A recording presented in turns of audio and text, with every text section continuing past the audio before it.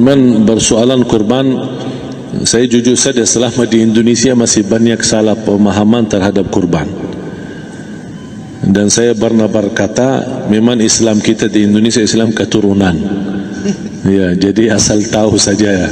Ya, tapi dari segi belajaran, mohon maaf ya, kita terlalu jauh terhadap pemahaman. Yang saya maksud, kita melaksanakan sesuatu tapi kita sudah belajar, sudah tahu, bukan hanya asal saya dengar, saya lihat, saya bukan sebatas itu, tapi kita punya dasarnya.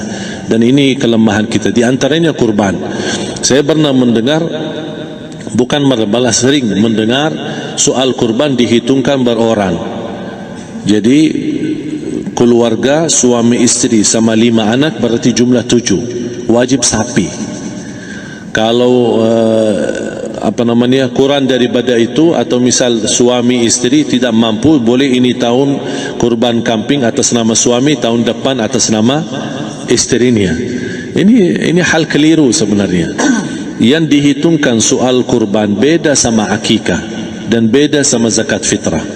Zakat fitrah sama akikah terhitung berorang. Akikah laki-laki 2 kambing, perempuan 1. Kalau tidak mampu boleh. Kalau ada kembar laki sama perempuan berarti 3 kambing. Tapi kalau tidak mampu boleh 1 kambing, tidak masalah. Dan tidak ada istilah sekarang saya kurban tapi nanti sisanya seolah-olah ada hutang sama Allah. Sesuai kemampuan kita. Di antaranya kurban. Kurban hitungannya berkeluarga, bukan berorang. Buktinya Rasulullah SAW dan juga cerita Nabi Ibrahim. Ketika Nabi Ibrahim mau sembelih Nabi Ismail, Allah turunkan apa? Mengganti sembelihan Nabi Ismail dengan ekor kambing dari surga. Berapa ekor kambing? 1. Padahal Nabi Ibrahim punya istri 2 dan anak. Ada istri Siti Hajar dan Sarah. Kemudian anaknya Ismail dan Ishak. Berarti semuanya berapa? 5. Kenapa Allah tidak turunkan 5 ekor kambing? Karena hitungannya memang 1 keluarga. Yang kedua, Rasul sendiri sembelih 2 kambing. Pertama, Bismillah atas nama Muhammad dan keluarga Nabi Muhammad. Padahal kita tahu keluarga Nabi Muhammad SAW termasuk keluarga besar. 11 istri, belum lagi anaknya, laki-laki sama perempuan. Ada yang hidup maupun sudah mati. Sudah termasuk semua. Yang hidup maupun mati. Yang kedua, Rasul sembelihan yang kedua atas namaku dan umatku. Umatnya berapa miliar? Cuma 1 ekor kambing. Kenapa Rasulullah SAW berkurban atas nama dirinya dan umatnya? Saya mengambil salah satu di sini tanda sayangnya Rasul kepada umatnya. Jadi saya selalu berkata, orang miskin yang tidak mampu berkurban seharusnya bangga di hari kurban, karena Rasul sudah kurbankan duluan atas nama dia. Jadi terima kasih ya Rasulullah, ingatkan kita. Yang kita tidak mampu, Rasul sudah. Bahkan kalau Rasul sudah kurban atas nama umatnya yang tidak mampu, berarti sudah terkabul. Kita aja belum tahu kabul atau tidak kalau kita berkurban. Tapi kalau Rasul sudah terjamin makbul. Oleh sebab itu hitungan kurban itu adalah 1 keluarga. Misal bapa punya istri, punya anak. Itu kalau mampu sapi silahkan. Mampu 1000 sapi silahkan. Kalau soal kemampuan tidak ada masalah. Tapi kalau soal kewajiban, tidak ada wajib lebih daripada 1 ekor kambing. 1 ekor kambing. Misal kalau bapa punya istri 4, misal cuman ini misal ya, istrinya 4, setiap istri anaknya 10, berarti jumlah berapa? Anak 40, istri 4, berarti 44, sama bapa 45. Wajib 1 ekor kambing saja, cukup untuk semua ini. Tapi kalau soal mampu, ya silahkan. Mau 1000 kambing boleh, mau 1000 sapi boleh. Tidak ada yang melarang kalau soal kemampuan. Dan kalau kita mau sembelih, Bismillah atas namaku dan keluarga. Tidak perlu bawa data-data nama keluarga. Jadi disebutkan tukang sembelihnya ada capek menunggu sambil sebutkan nama-nama. Tidak perlu. Udah Bismillah atas namaku dan keluarga. Termasuk kata atas namaku dan keluarga, termasuk orang tua yang sudah meninggal. Termasuk orang tua yang sudah, karena kita adalah hasil daripada orang tua. Itu sudah termasuk, tidak perlu kita sebutkan. Ada sebagian ulama membolehkan kalau kita mampu mau khusus kambing atas nama orang tua, tidak masalah kalau kita mampu. Tapi kalau kita tidak mampu, itu sudah termasuk orang tua kita bersama keluarga besar kita. Ini salah satu kenikmatan, dan ini termasuk juga sedekah yang berguna bagi orang yang sudah meninggal di keluarga kita. Wallahu ta'ala alam. Dan juga masalah panitia, bisa kita mewakili. Kalau kita tidak mengerti sembelihannya dan tidak mengerti cara bagiannya, tapi ada satu sunnah yang termasuk kehilangan sunnah ini adalah banyak yang tidak mau makan dari hasil kurban, padahal itu sunnah Rasul.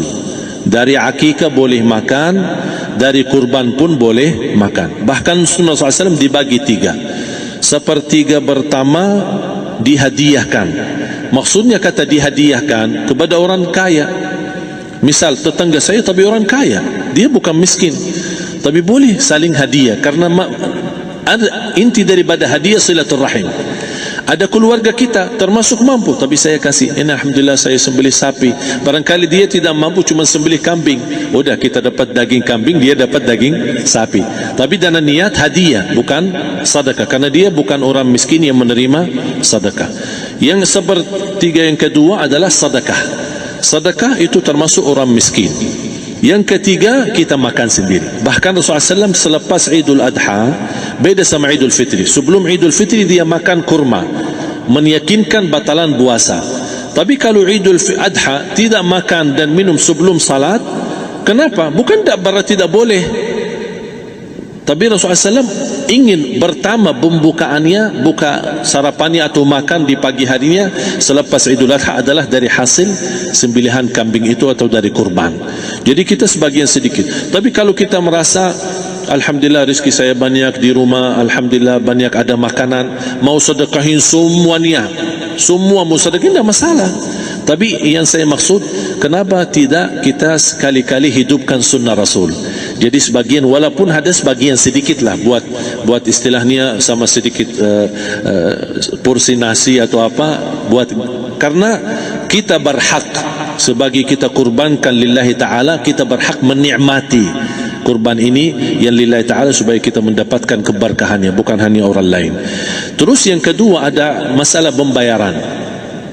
Kalau kita wakili panitia, boleh kita pesan sama panitia, tolong sedikit dari kurban saya minta buat saya makan. Itu tidak masalah, kita boleh minta. Dan boleh kita wakili, tapi kita tolong ingatkan, tidak boleh pembayaran hasil sembelihan itu dari kulitnya. Ini menjadi salah satu persoalan di Indonesia. Banyak tukang sembelih datang, ketika kita tawarkan untuk sembelih ini, berapa pak? Oh tidak apa-apa, kasih aja kulitnya sama kepalanya. Jangan anda setuju, jangan anda terima. Oh maaf, saya tidak bisa. Bapak berapa ongkos sembelihannya? Kita harus sepakat dulu. Tidak, saya ikhlas, tidak apa-apa, seikhlasnya. Tapi yang penting kepalanya sama kulitnya, itu aja yang saya minta. Yang lain tidak apa-apa. Tidak boleh. Tidak boleh. Kenapa? Karena ini kurban. Kata kurban berarti lillahi ta'ala, bukan untuk jual beli. Kalau kita sudah bayar dari bagian kurban, berarti bukan lillahi ta'ala. Harus kita jaga amalan itu. Tapi bagaimana cara jalan keluarnya? Kita harus sepakat, ijab kabul. Sepakat dulu, Pak, saya udah begini, saya kasih untuk sembelihan 50.000. Bapak setuju? Ya udah setuju, selesai kan? Sudah sembelih, sudah potong, sudah semua. Lepas ini semua kita kasih ongkos 50.000 ongkos sembelihannya. Habis itu, Pak, kulitnya sama kepala hadiah buat Bapak. Itu tidak apa-apa, tidak masalah. Tapi bukan untuk bayar sembelihan.